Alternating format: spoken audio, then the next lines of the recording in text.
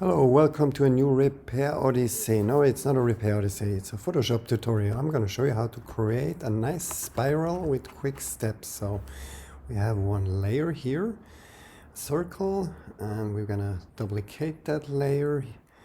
Then I'm going to hit transform. I'm going to move it a bit to the side, not so important the position. I'm going to turn it around a little bit or rotate it a couple of degrees. I'm going to take 20, but you can take a different value. I'm also going to change the size a bit because I want it to go like a snare and get smaller. Then you're going to hit enter, then you're going to hold shift, command option and T and repeat that process until you're done, and then you have a nice pretty spiral.